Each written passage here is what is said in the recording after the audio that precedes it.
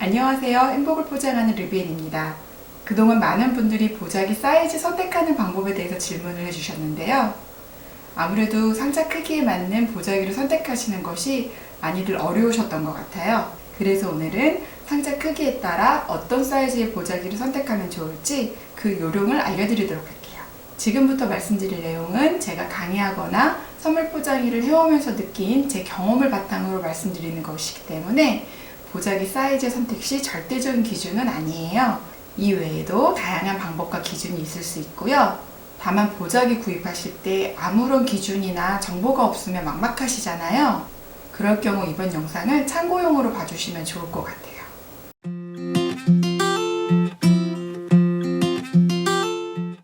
먼저 보자기 사이즈가 어떤 것들이 있는지 알고 계시는 게 좋아요.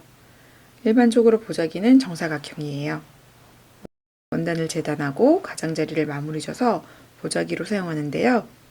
보자기는 규격이 정해져 있는 기성품이 아니기 때문에 제작하시는 분들에 따라 플러스 마이너스 5 정도의 크기 편차가 있어요. 저는 주로 55에 55cm, 70에 70cm, 90에 90cm, 110에 110cm 보자기를 사용하고 있고요. 포장 상품에 따라 이보다 더 작거나 더 큰 사이즈의 보자기를 제작해서 사용하는 경우도 있어요. 그런데 저와 달리 50에 50cm, 75에 75cm, 85에 85cm 보자기를 사용하시는 경우도 종종 봤는데요.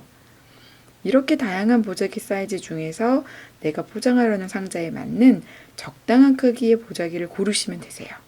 보자기 사이즈는 포장하려는 상자에 가로, 세로, 높이, 여유분 20을 모두 더한 값이 보자기 한 변의 값이에요.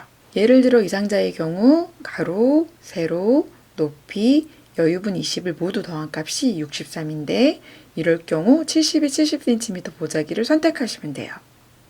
즉 계산값보다 살짝 큰 쪽의 보자기를 선택하시면 되는 건데요. 계산값이 보자기 사이즈보다 살짝 크게 나오는 경우도 있어요. 예를 들어 이 상자의 경우는 계산값이 73이에요. 이 경우 70에 70cm 보자기를 선택하셔도 되긴 하지만 보자기 매듭 선택에 제한이 있어요. 나비 매듭이나 만두 매듭과 같이 많은 보자기 여분이 필요하지 않은 매듭은 가능하지만 수국이나 장미, 정자 매듭과 같이 풍성하거나 크게 표현되어야 하는 매듭은 예쁘게 매듭 짓기 어려우실 거예요. 그래서 70에 70cm보다는 90에 90cm 보자기를 선택하시는 게 좋아요. 그렇다고 상자보다 아주 많이 큰 보자기를 선택하시면 보자기 여분이 넘쳐나서 매듭이 예쁘게 표현이 안 되고 포장이 엉성해 보여요. 그래서 내가 짓고자 하는 매듭 종류에 따라 적당한 크기의 보자기를 선택하시는 것이 중요해요. 또 보자기 사이즈는 상자의 형태에 대해서도 영향을 받는데요.